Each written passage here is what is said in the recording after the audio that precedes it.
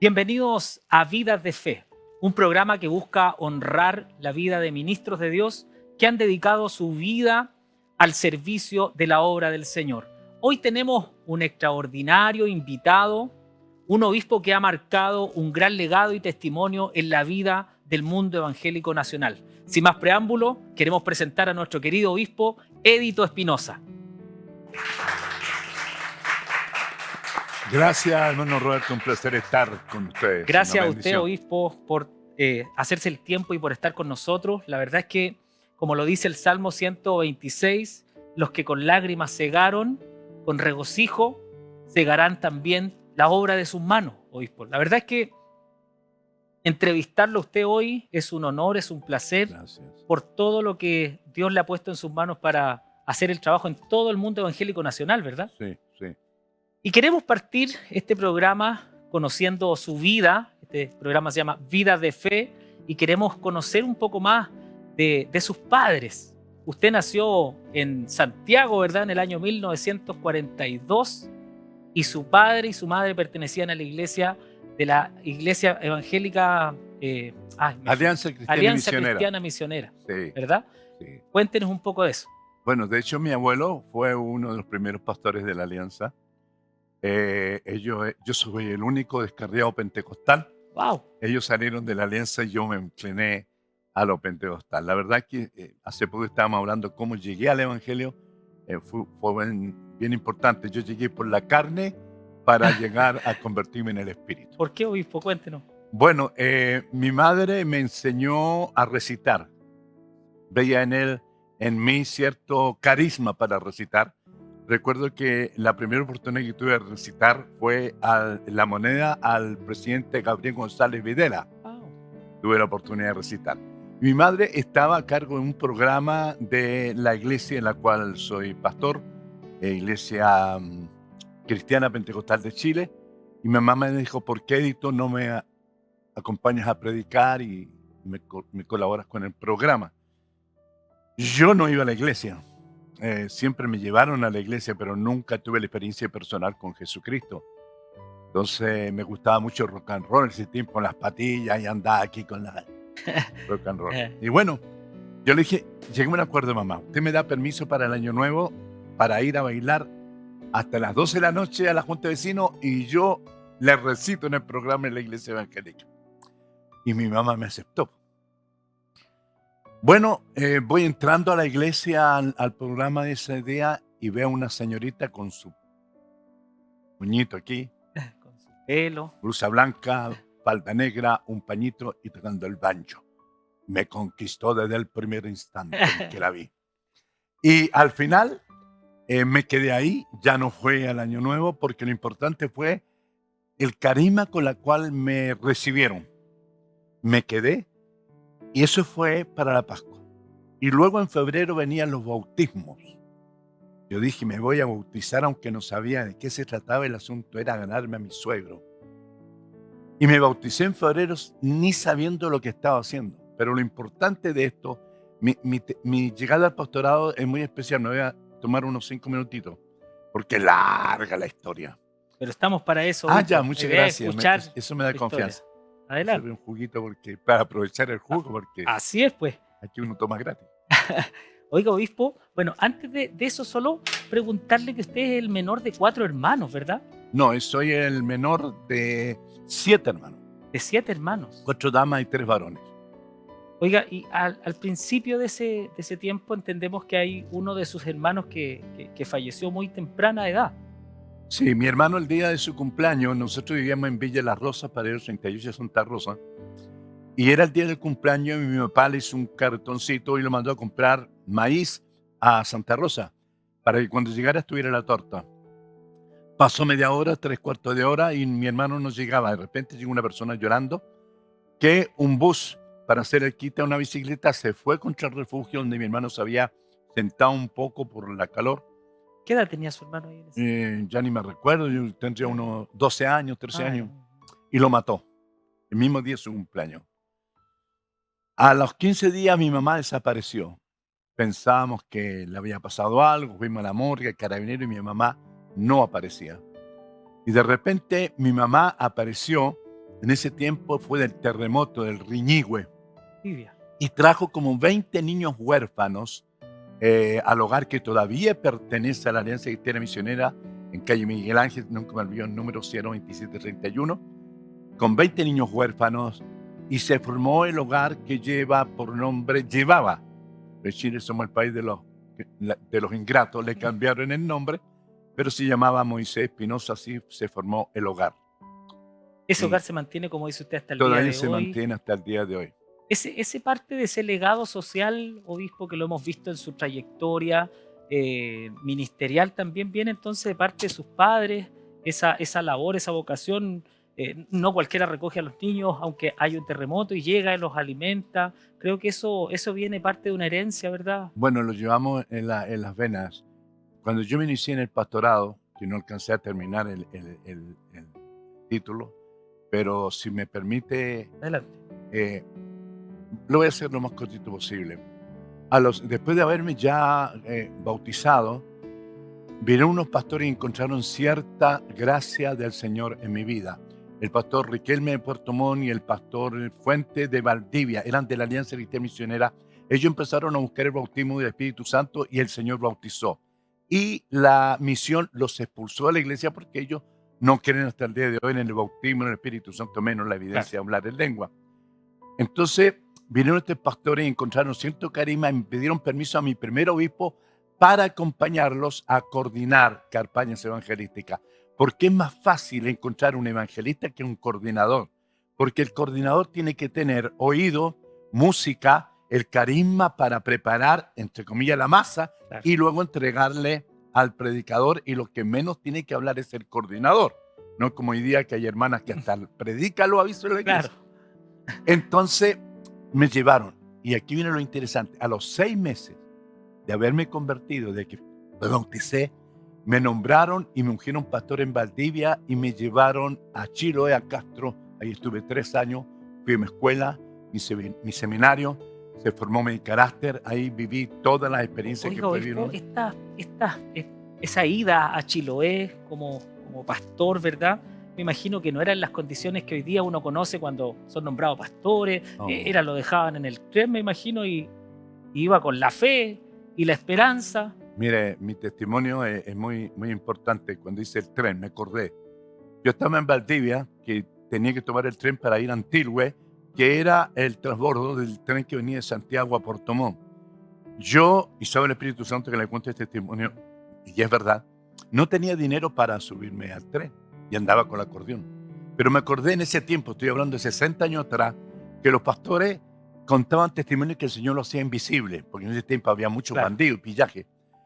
Y los pastores oraban para que el Señor lo hiciera invisible. Y habían testimonios que el pastor pasaba, los ladrones estaban por tomarlo, asaltarlo, y los ladrones decían, ¿dónde se metieron? Y ellos lo oían, lo veían los pastores y el Señor lo hacía invisible.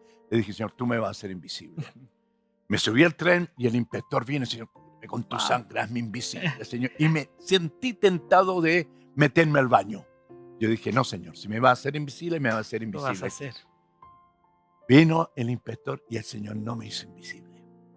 Pero aquí viene una experiencia importante para todos los radio oyentes, que a veces los hermanos televidentes, y creemos que el Señor obra en el presente, pero Dios muchas veces no obra en mi presente porque Dios está obrando en mi futuro. Claro. En ese tiempo, hablo de 60 años atrás, uno podía, si no tenía dinero, ir al tren, pero tenía que dejar un reloj, un anillo, o cualquiera prenda y le dan un recibo. En mis 3 años, yo no pude recuperar mi reloj, porque si yo la recupero, Dios no me lo toma como una siembra, porque yo retiro la semilla. Y esto tiene que ver también con mi mamá. El versículo que me bendijo hasta el día de hoy, mi mamá me dijo, Edito, cuando tenía 20 años, me dijo, tira tu pan sobre las aguas, que después de mucho tiempo lo logrará. Pasaron los tiempos y estoy predicando en Sydney, Australia, en una iglesia de un pastor de la Unidad Metodista Pentecostal. Terminando los 3 días de campaña, me entregan un sobre y un paquetito. Cuando voy a la casa de mi hija, siempre las damas así, ¿qué le regalaron? Me preguntó, papá, ¿qué le regalaron? No sé, hija, velo, ¿dónde está en el comedor? Y pega el grito mi hija y me dice, papá, ¿usted no sabe lo que le regalaron? No, me regalaron un reloj Longines que casi parecía que estaba enchapado en oro. Cuando yo sembré mi reloj, Dios estaba pensando en el futuro, en cierto lugar, regalarme uno de los mejores relojes. Entonces, aprendí que las cosas del momento, aunque no la entendemos, así como mi hoy lo hice ayer, hoy soy producto de mi ayer y sé que mi mañana es producto de lo que yo haga ahora. Oiga, obispo, podemos inferir en su historia, en su vida, que Dios ha tenido un plan desde el inicio con su vida. ¿Cómo usted sintió ese llamado en algún momento desde niño? ¿Sintió que había algún tipo de llamado? ¿Lo sintió en la adolescencia? Hay una experiencia en el servicio militar a los 18 que le gustaba mucho Elvis Presley, subimos por ahí. Pero cuéntenos un poco de ese sentir el llamado del Señor. Mira, hijo, yo admiro y me pregunto, no quiero juzgar, con la facilidad que algunos predicadores dicen, anoche Dios me habló. Claro. Viniendo en el auto, Dios me confirmó y Dios me está diciendo esta hora. Yo digo, oye, voy a caerme como estos compadres, digo yo, con la facilidad que dicen, Dios me habló. Claro. Y mi hijito lindo, en mis 60 años Dios nunca me ha hablado. ¿Cómo entonces soy pastor? Y una vez se lo dije yo a un pastor amigo. Dije, ¿cómo poder decir que soy pastor si nunca soñé pastoreando ovejas? Nunca hubo una palabra profética que soy pastor. Y me hizo esta pregunta, ¿usted siente amor por los pecadores? Yo le dije, sí, siento amor por ellos.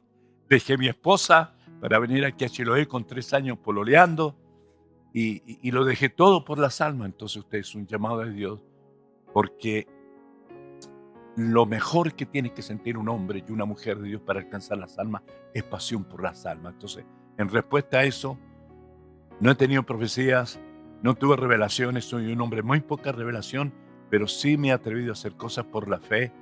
Y esa fe y esa experiencia de caminar por la fe, de hacer cosas por la fe, me ha hecho tener de alguna manera un poco de sabiduría y conocimiento para pararme detrás de un púlpito y para estar aquí en este privilegio de ser entrevistado. Oiga, obispo, devolviéndonos un poco, cómo fue, cómo significa usted en la vida de fe que ha vivido esta iglesia Nueva Mate donde estaba su esposa, ¿verdad? Y donde estaba, su esposa era hija del obispo, ¿verdad? Del segundo obispo. Del Sí, segundo obispo. sí, ¿Cómo, sí. cómo significa usted esa iglesia quizás sencilla, pero con fuego, con poder del Señor? Bueno, el abuelo de mi esposa fue el primer obispo, Raimundo. Él fue de la raíz que venimos todos, de la raíz de la Iglesia Metodista Pentecostal. Él fue oficial de ahí. Y luego después mi suegro fue obispo. Falleció él y me eligieron como obispo. Una iglesia que ha crecido con grande esfuerzo, como todo pentecostal, que nos lanzan por la fe. Y un joven de 20 años tengo que estar en Chiloé. El pastor más cercano estaba en Puerto Montt a más de 110 kilómetros por hora. A más de 110 No kilómetros había por las hora. facilidades tampoco ¿Ah? no había la facilidad de transporte, No, en nada ese de lo que tiempo no había. había lo que ahora hay, por ejemplo, el ferry que Claro. transporta los era lancha. Así que era cosa seria atravesar el Chacao. Era tremendo las cosas que había que hacer para llevar a cabo la fe. No sé si más sencillo, más difícil que ahora. Hoy día hay otras complejidades, pero personas como usted, obispo, nos llaman a sentir de que Dios siempre ha tenido un plan y un propósito en la vida de los que le sirven. Si tuviéramos que significar, obispo, a alguien que fue parte de, usted lo decía, lo que somos hoy día es parte de lo que vivimos en el pasado. ¿Quién de ese pasado, pastor, obispo, que diga usted que fue un ejemplo para usted en la formación ministerial? Nadie. Lo que me ha fortalecido a mí es la escuela de la vida. Yo creo que cada día nosotros tenemos oportunidades. Justamente me entregó un mensaje el domingo que dice lo siguiente: hay momentos en la vida que Dios nos concede solamente una oportunidad en la vida y hay otras que se repiten. Por ejemplo, en el caso de Jesús, la única oportunidad que se presentó de que alguien ayudara a Cristo fue cuando cayó por el peso de la cruz. Los primeros heridas no fueron los dos de sus pies, las dos de sus manos, la quinta en sus sienes por la corona y la otra en su costado. Las primeras fueron en su espalda cuando los romanos le daban latigazo. Ya sangrando el Señor, con el calor, cayó por el peso de la cruz y tuvieron que obligar a alguien que lo levantara. Hay oportunidades que tenemos una solamente vez en la vida y que tenemos que saber aprovecharla. Y esas oportunidades a mí me han marcado. Por ejemplo, voy a retroceder 55 años atrás. Wow. Cuando estaba yo en Chiloé, tenía un local que el lugar se llamaba Carehuayco. Entre Ancud y Castro está el kilómetro 60. Ahí yo me bajaba del bus y me iba hacia la montaña a un local que tenía. Era tanta la necesidad y tanta pobreza que yo veía cuando la gente venía a la reunión, no tenían linterna, menos pila, y sacaban un pedazo del fogón y lo movían de esa manera y se alumbraban para llegar a la reunión. Pero lo que marcó hasta el día de hoy, hijo, es que un niño de 6 años llegó el momento de la ofrenda, todo su cuerpecito con piñén, no porque fueran desasiados, sino porque no tenían dinero para comprar jabón. Claro. Con una tirita aquí en el botón y otra aquí en el Marruecos arriba venía la tirita. Sus pantaloncitos raídos. ¿Para qué decirte? La cortada de pelo. No había plata para la peluquería, lo cortaban así nomás con la tijera. Cuando llegó el momento de la ofrenda, traía un huevo. Esa era la ofrenda. Esas cosas uno lo marcan como predicador. Para terminar, la vida es una escuela. Anteayer salí a regar, donde el Señor me tiene, y yo le titulé Saliendo desde mi ventana. Desde mi ventana yo veía los árboles, el parrón, los limones, las naranjas, se veían todos bonitos, pero en un momento salí de mi ventana y fue a estar cerca de los árboles. Y aprendí qué importante es salir de la ventana de nuestra comodidad y llegar a los árboles. Es ahí donde se conoce la necesidad que ellos tienen. Y para cortar, porque aprendí como 6 cosas, estaba regando el parrón y entre los pinos vi una cosita que se movía y dije, tiene que ser un ratón, y se movía rápido. Yo dije, era un ratón. Y hasta que miré, era una plantita chiquitita como que me llamaba la atención. Yo también necesito agua. Y tiré mi manguera y después que la regué se quedó quieta. ¿Qué aprendí desde mi ventana? Que a veces no solamente nos preocupamos de los grandes árboles, también hay pequeños árboles en la iglesia que también necesitan el agua que un pastor les puede dar. Entonces, no hay de muchos que yo he aprendido las cosas de la vida. Al parecer, obispo, un pastor, un corazón de siervo, uno no lo nace. Son cosas que se van aprendiendo y Dios la va moldeando el carácter de Cristo en la vida de uno con las experiencias. Cuando usted mencionaba a este niño que solo pudo dar ese huevo, probablemente hoy día en la iglesia chilena, donde al parecer ¿quién puede mostrar, quién puede dar más? A veces hay una lógica un poco egoísta con esas cosas. Nos olvidamos de que en la sencillez de esa viuda que dio todo lo que tenía, en ese corazón está también la esencia del amor del Señor. Así que yo agradezco por esa experiencia, porque es ganancia para las nuevas generaciones, para las iglesias que nos están mirando, y precisamente el sentido de este programa, querido obispo Edito, de vidas de fe, de cómo a través de la experiencia de usted, obispo, podemos nosotros ser bendecidos.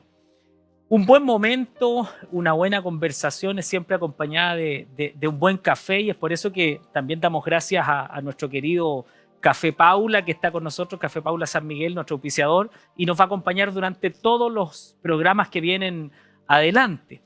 Hay una experiencia, obispo, que me llamó mucho la atención, porque nosotros también, yo de mi cuna pentecostal, tuvimos la oportunidad de estar con Gigi Ávila, mis padres, mis abuelos, Hugo Geisel, pero usted fue el animador, el coordinador, llamémoslo así, de estos mega eventos que se hacían en el Parque O'Higgins. Querido obispo Edito, brevemente, si nos puede contar esa tremenda oportunidad. Gigi Ávila en esos tiempos era lo más grande que había, sobre todo para el lado de Sudamérica, y nosotros era un pastor que falleció, el pastor Berrío de San Bernardo, tuvo contacto a través de un hermano de traer, el hermano Gigi Ávila. ellos no tenían mucho conocimiento en lo interdenominacional y como yo estaba en radio, tenía cierto conocimiento y llegaba a los pastores y me dijeron, ¿por qué no nos ayuda a la campaña? Cuento corto, Dios me honró de coordinar. Coordiné los 21 días de campaña en el Parque O'Higgins ¡Wow! en la primera campaña. O sea, yo le entregaba o a un pastor o personalmente al hermano Ye. Pero fueron 21 días que Dios me honró. Era En el masivo parque. también, la No, gente era se una de las despoblaba. campañas grandes que hemos tenido ahí con el Cuesta hoy hermano día Guillermo. reunir a gente así en el nombre de Cristo, a veces Sí, el más. problema es que los pastores han perdido esa pasión por las almas. Hemos perdido esas pequeñas tarimas. Yo recuerdo que pasaba por la población José María Caro y había una tarima de 4x4 y una ampolleta que se movía por el viento. No había Habían más. 30, 40, 60 Claro. personas, Ah, pero las almas se venían. sí, La, a ver, el agente catalítico en las iglesias sí, pentecostales del crecimiento de la iglesia, los que bautizamos por inversión, es la cantidad de gente que todos los años se bautiza. claro. Y desde hace unos 15 años atrás ha ido decreciendo. Hay iglesias que no tienen a quien bautizar porque no han ganado a nadie. Al contrario, se han perdido antes que ganar. Oiga, obispo, las comunicaciones siempre fueron un rol importante en su vida. Siempre fue usted un buen comunicador. ¿Fue desde niño que usted tenía esa virtud, ese talento? Bueno, sí, yo creo que eso de recitar me ayudó mucho, porque una cosa es decir, mi mamá me dio una guinda, mi papá me la quitó, yo me puse tan coloradito como la guinda que me dio. Pero otra cosa es decir, mi papá me dio una guinda y mi La mamá me la expresión, quitó claro. y me puse tan coloradito como la guinda que me dio. Entonces, uno tiene que darle expresión a la palabra. En otras palabras, llegar al corazón de las personas, meterse en las personas para que la persona se meta en lo que el predicador está diciendo. ¿Cuántos años estuvo en radio, obispo? No sé, unos 40 años, 45 Mucha años. experiencia y llamado. En ese tiempo la gente, bueno, todavía se escucha mucho la radio, pero en ese tiempo era la radio porque había poca Sí, televisión. claro. eh, No, una le pedían autógrafo, pero está en la radio, ahora no le piden ni un autógrafo. Fotos nomás, una selfie. Sí, era la radio, muchos crecieron ahí, en la radio, nos formamos en la radio, radios que desaparecieron, con la radio Magallanes, la radio chilena en ese tiempo. Dios me permitió en la radio, un Y ahí buen medio de usted comunicación. pagaba los ¿Ah? programas, se pagaban los programas ahí, Todo, tenía que. siempre pagábamos la Siempre radio, se pagaban los espacios. siempre se pagaba. Y hasta los conjuntos se llevaban en ese tiempo a la radio. No era la música solo envasada, iban a cantar A ahí. cantar Cantar y la palabra. ¿Siente usted que Dios siempre lo usó en esa área, obispo? Bueno, la verdad que, como una vez le dijeron al Señor Jesús, ¿qué anda haciendo? Lo mandó el sumo sacerdote a preguntarle al Señor, anda y pregunta, ¿qué anda haciendo ese hombre que la gente lo sigue?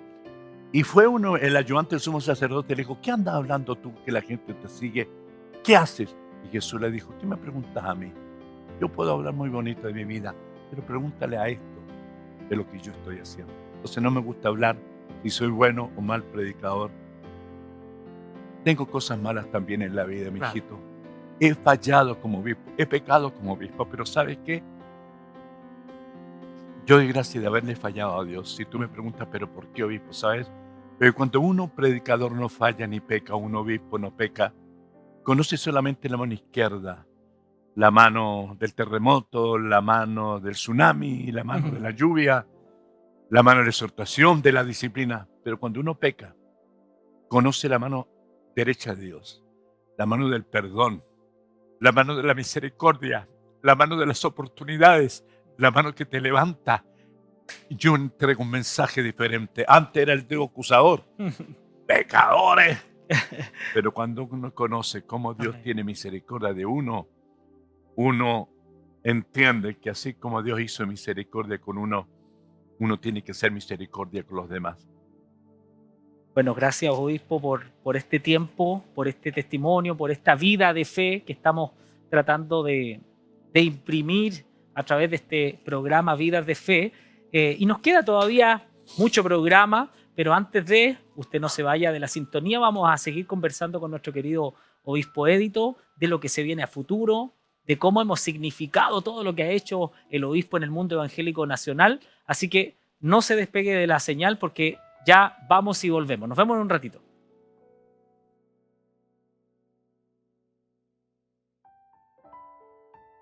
El 2024 se disfruta en el 15.1. Programas para la familia. ¿Curso no aceptar?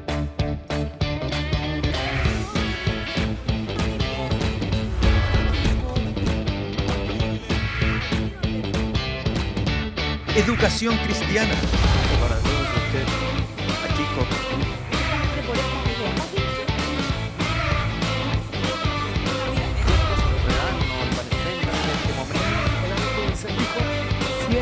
Programas para compartir.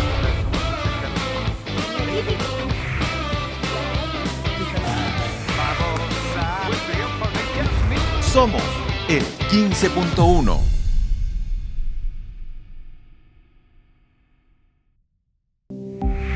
¿Quieres ser parte de nuestros colaboradores? Ofrenda en nuestra cuenta ONG Enlace Solidario. RUT 65.380.500-4. Banco Estado. Cuenta corriente. Somos el 15.1. Visita nuestra página web www.15uno.cl.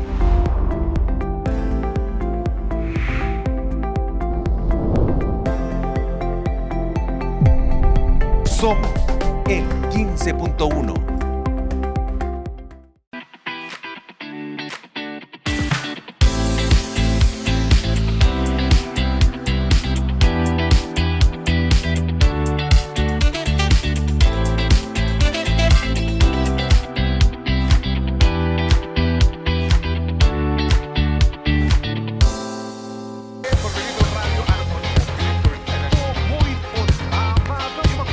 Radio TV, música, recuerdos y una grata compañía.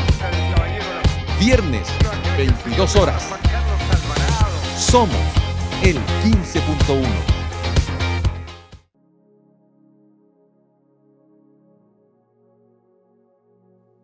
Bueno, continuamos en este programa Vidas de Fe, como lo decíamos, un programa que busca honrar la vida de hombres del Señor que han dedicado su vida al servicio. Estamos con nuestro querido obispo Edito Espinosa, estábamos conversando durante todo el primer bloque de cómo Dios ha mostrado su misericordia, obispo, a través de usted, de su vida, de su testimonio. Pero hay un hito muy importante en la vida de nuestro querido obispo, que es cuando es nombrado obispo. ¿Cómo llega ese momento a su vida? Bueno, había fallecido el obispo, que era, entre paréntesis, mi suegro, y según los reglamentos y estatutos había que elegir un nuevo obispo.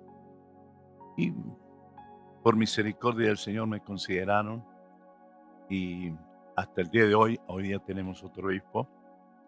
Pero fue una honra de parte del Señor, una nueva etapa en la vida, en la cual uno es una mayor responsabilidad porque se constituye como en un referente para los demás. Y es una tremenda responsabilidad. Oiga, obispo, y dentro de ese tiempo fueron muchos años de obispado Sí. activo. Bueno, como ya estoy viejo, yo no sé si fueron como 20 o más años ya que Wow. llevo como obispo. Sí. ¿Y qué de eso, cuáles fueron las cosas más complicadas que tuvo que sortear siendo obispo? Tener que exhortar, disciplinar a nivel ministerial. No es fácil. Eso no es fácil. Porque a veces sabemos que con la vara que medimos a otros se nos volverá a nosotros a medir. Y en eso Dios es muy estricto.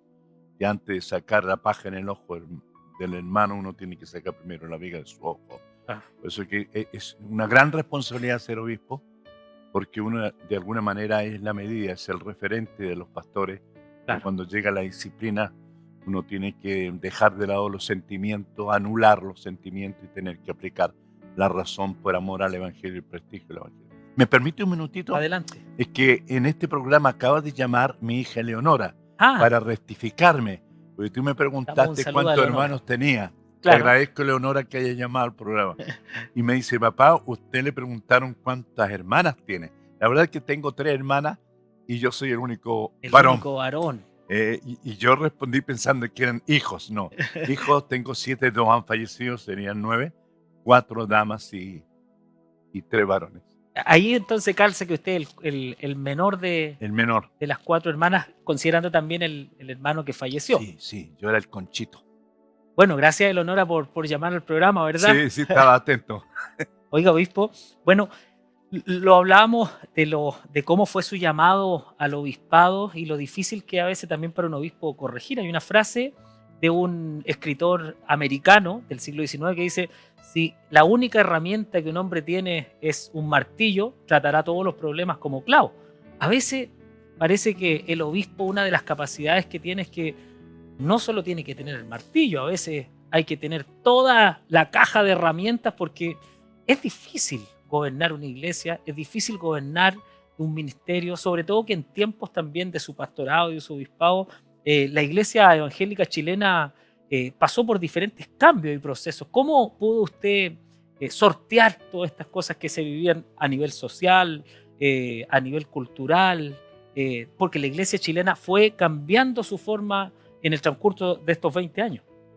Cuando uno de alguna manera lo llegan a tener como un hombre público, la misma gente como que te obliga a tener que pronunciarte frente a cosas contingentes. Por ejemplo, más de una vez me toqué con alguien que me decía, oiga, ¿usted sabe lo que le hicieron a la iglesia? ¿Usted sabe lo que hicieron al pastor? ¿Y ustedes nos van a decir algo?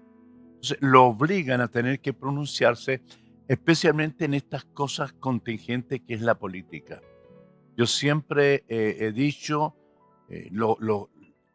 los grandes profetas del Antiguo Testamento fueron gente que estuvieron muy vinculados con los reyes, estuvieron prácticamente dentro del gobierno. Nehemías, Edra, Daniel, José, Claro. hombres que estuvieron metidos en el gobierno. Entonces, pero eso le ha hecho a uno tener que muchas veces recibir incomprensiones, porque yo anhelo que la iglesia, lo dice Deuteronomio, cuando pongas rey sobre tu pueblo, ciertamente, como las demás naciones, ciertamente pondrás por rey a uno que sea tu hermano, no a un extranjero, no sea que tome para sí caballos. Claro. Es tan rica la palabra, es como parafrasear, es decir, cuando ponga presidente la república como Chile, como la demás naciones, Argentina, Perú y Bolivia, ciertamente pondrás a uno que sea tu hermano para que no se enriquezca con el dinero que les pertenece a toda una nación. Y lo que hoy día vemos, los escándalos que hay en esta nación por los robos que se ha hecho Ustedes a la fueron economía. parte de esa generación de cambio también, de pensamiento pentecostal, obispo. Usted viene con una vasta trayectoria de más de 60 años relacionado con esto, donde la política y el evangelio metodista pentecostal era contraproducente. No se deseaba que un cristiano estuviera involucrado en estos elementos, pero al parecer en esta generación suya se produjo ese cambio. Nunca voy a olvidar, obispo, estaba más pequeño, pero en la televisión, viendo en televisión nacional, cuando usted da ese mensaje poderoso frente a ministros, frente a personas importantes de la política chilena nacional en el Te Deum evangélico. Todos recordamos, incluso yo, ese momento donde usted lanza esa palabra poderosa. Es difícil también hacer eso. Hay crítica y oposición. Bueno, siempre en todo hay que estar dispuesto a pagar un precio, pero yo tuve una linda experiencia en eso. Dios a uno, cuando Dios trata con uno, te empieza a colocar ciertas cosas en tu corazón que parece que fueran casualidades, pero hay una causalidad. Esa causalidad que Dios provocó en mí era recoger de la gente JB-china o de la iglesia pentecostal o del público que había en Te Deum. ¿Por qué no se aprovecha esa oportunidad de predicarles si también son pecadores y necesitan a Jesús como su salvador personal? Entonces yo nunca pensé que me iban a dar el mensaje. Y un día, cuando ya tenía el mensaje, paso por fuera de la catedral, como no sé si eran 11 de la mañana. Catedral de la Alameda. De la Alameda, Sí. gracias. Y dije, voy a pedir permiso para orar. Todavía una persona está encargada. Le dije, ¿me da permiso para orar? Y como me conocía, claro, obispo, pasa. Y yo me paré detrás del púlpito 3 días antes de comenzar a predicar. Y oré detrás del púlpito y dije, Señor, en 3 días más voy a estar en este lugar predicando la palabra a presidentes, a gente importante de este país. Dame la gracia y la unción y entrégame ese lugar.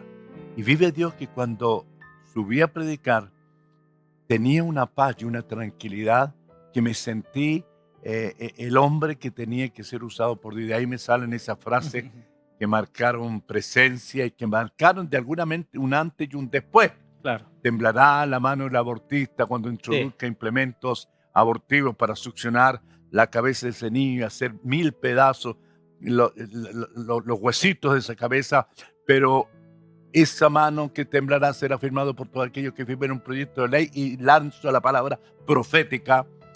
Os digo como hombre de Dios que más temprano que tarde Dios les alcanzará y tendrán que responder un día delante de Dios si vuestra mano está limpia o está manchada con la sangre inocente. Recuerdo que todo se acomodaba. Pastor Piñera, el presidente, decía así, y la Michelle estaba mirando con unos ojos, le salían fuego.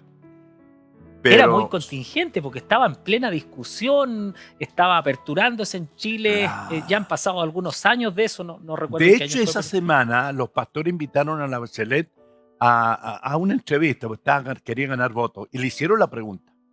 Y ella dijo textualmente estas palabras: la mujer es dueña de su cuerpo y puede hacer con su cuerpo lo que quiere. Y yo la agarré esa.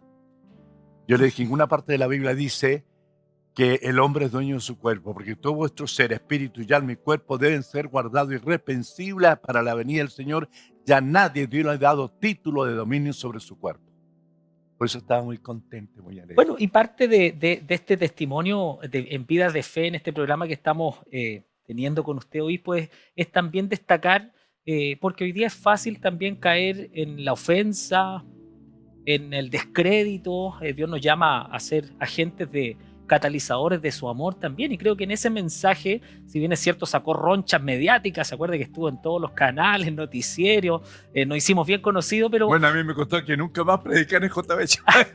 pero a pesar de eso, se deja un mensaje, ahí, se deja un mensaje en amor, obispo. Yo creo sí, que eso es lo que caracteriza, y por eso que usted es un invitado extraordinario para nosotros y para las generaciones que vienen, de cómo no podemos dejar de ser sal, no podemos dejar de ser luz, tampoco podemos caer en el descrédito, pero las cosas se tienen que decir, porque si no dejamos de ser la luz que Dios quiere que seamos.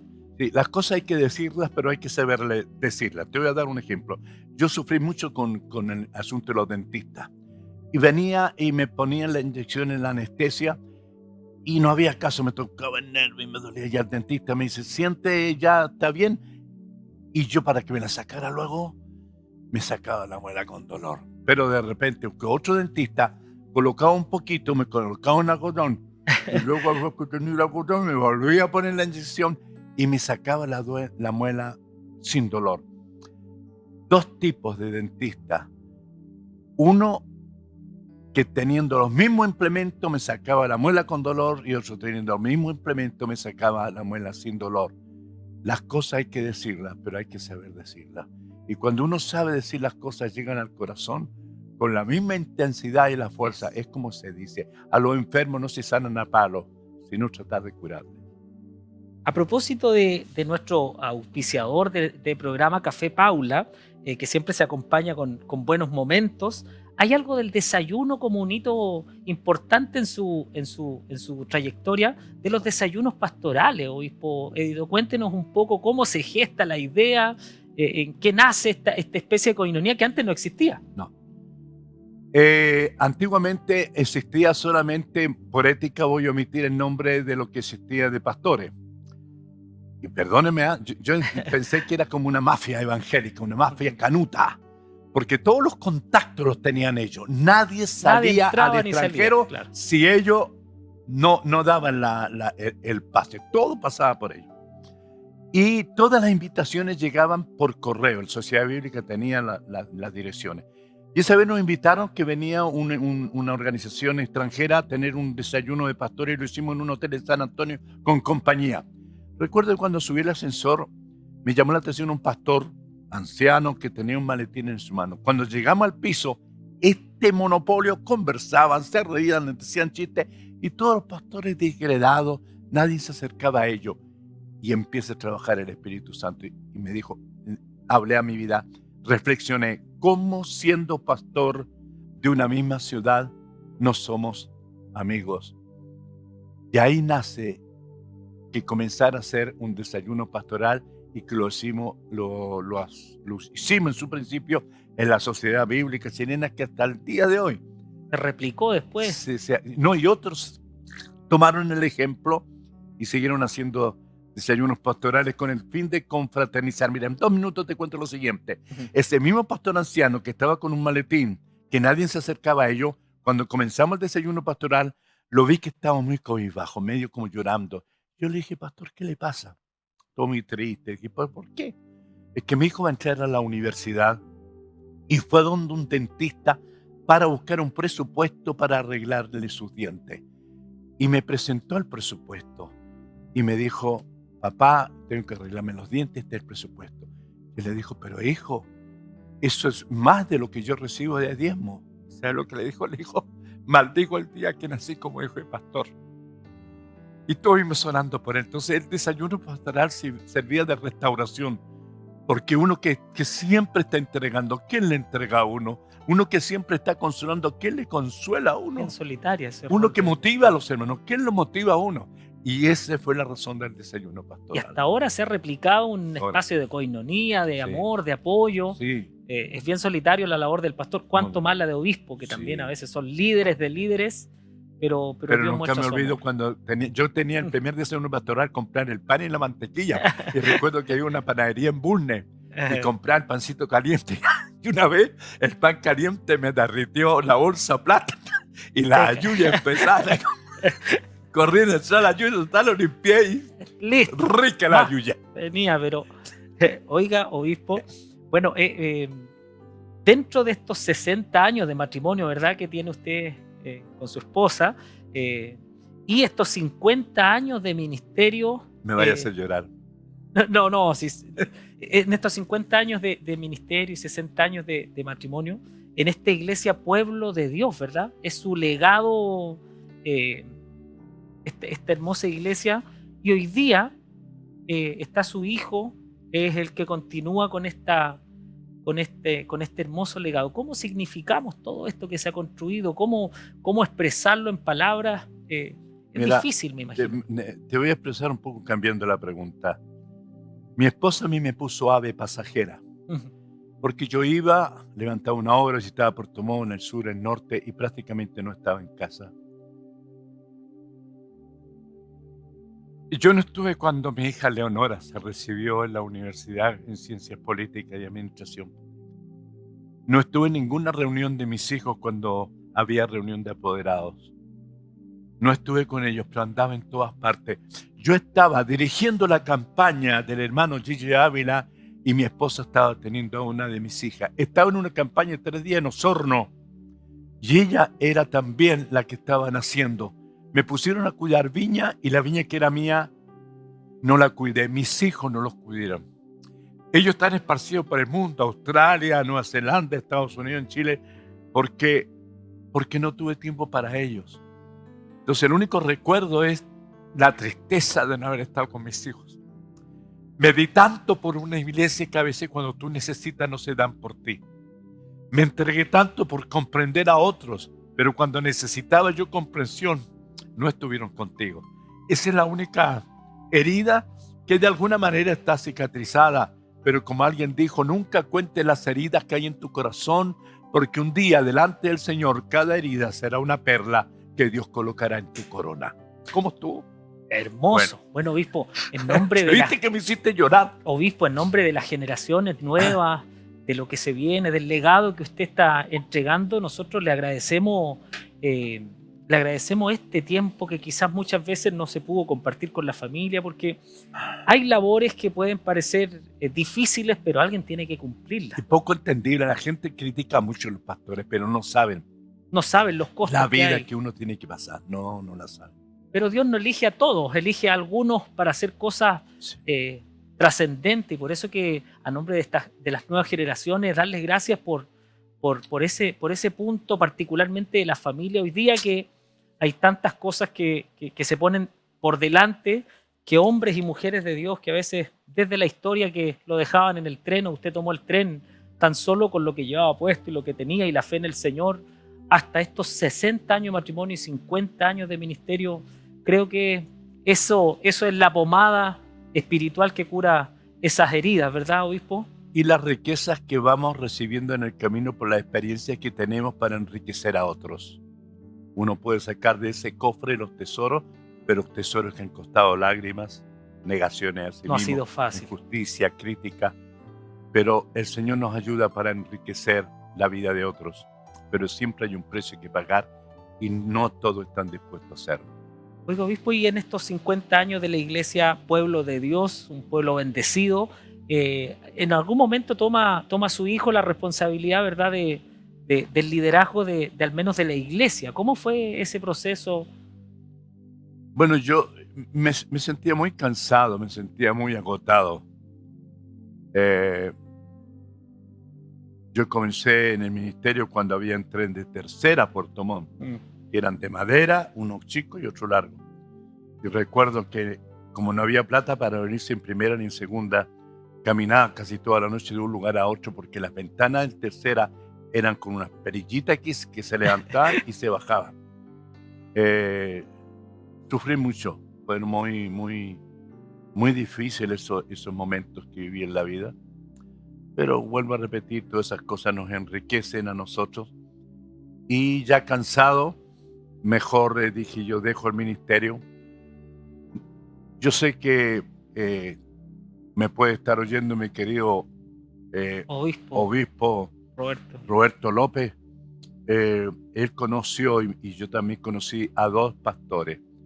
Uno fue mi pastor San Martín Pulgar y otro fue mi querido pastor Rojas de la Cisterna.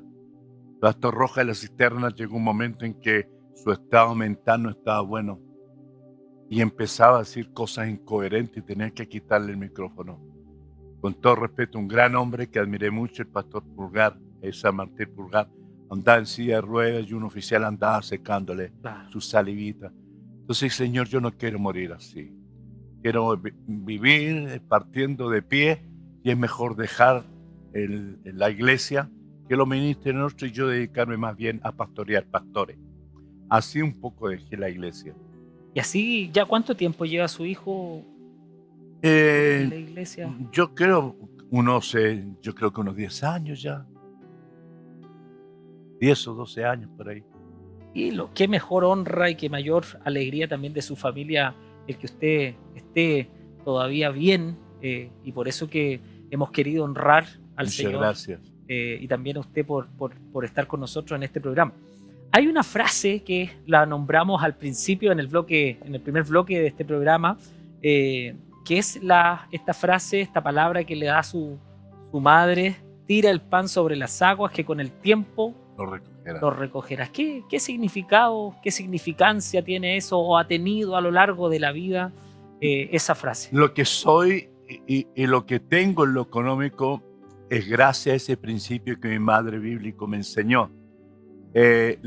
Las semillas se tiraban en el río Jordán, pero cuando este río subía, esas semillas flotaban en el agua, pero cuando había inundación, el agua se esparcía, pero cuando bajaba el río, las semillas quedaban y daban su fruto. Yo tiré mi pan sobre las aguas desde que fui pastor con 21 años allá en Chiloé. Llevaba mercadería, azúcar, té, café, hierba a la gente. Sé que ese principio de dar, de sembrar, fielmente pagar los diezmos al Señor, que es mi obligación, pero también ser generoso en ofrendar. Y la clave del éxito económico está en sembrar lo más posible, sembrar, dar, entregar. Ese es el secreto y sembrar en buena tierra. Claro. Porque toda la semilla entre pedregales junto al camino era buena, solamente produjo la que cayó en buena tierra. Entonces uno tiene que saber dónde sembrar y sembrar en buena tierra para que produzca fruto. Bueno, obispo, ya estamos casi finalizando nuestro programa Vidas de Fe y creo que una de las preguntas más importantes para cerrar dentro de todo el trabajo y testimonio que hemos conversado durante todo el programa es respecto de los legados. ¿Qué legado, obispo, cree usted que deja no solo a la iglesia chilena, que eso ya está por los hitos que hemos conversado, sino que a su propia iglesia, a su familia? ¿Cuál es su legado, obispo? Yo creo que hay una gran diferencia entre herencia y legado.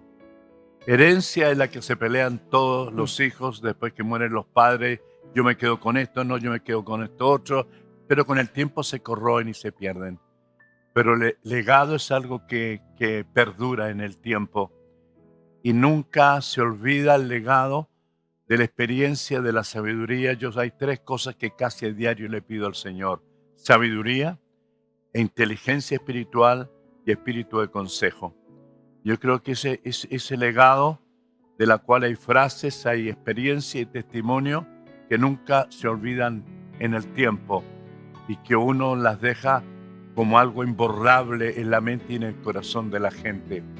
Entonces, espero que el día de mañana, cuando se nombre el nombre de Edito Espinosa Urrea, mis hijos y aquellos que me conocen no tengan que bajar la cabeza diciendo, sentirse avergonzado, sino que alguien pueda decir: algo aportó ese hombre, dejó un legado, dejó una historia, dejó un ejemplo, y ellos puedan decir: ese fue mi padre o ese fue mi abuelo. Bueno, y no solo sus hijos, obispo, sino que todos los que también tuvimos o cruzamos una palabra con usted, sin duda vamos a estar agradecidos y orgullosos de ese legado. Por eso que le voy a invitar a que nos coloquemos en pie. Oiga, yo soy llorona. Obispo, no se preocupe. Y parte del reconocimiento... Oye, ¿cómo no lo había visto yo? Estaba escondido ahí, obispo. Parte del reconocimiento hacia usted, hacia su trayectoria, es entregarle humildemente este galvano, este presente de Vidas de Fe, obispo. Gracias. Que es la participación Aleluya. en este año hacia todas las personas que han podido ver este programa, a todos los hermanos, obispos o pastores.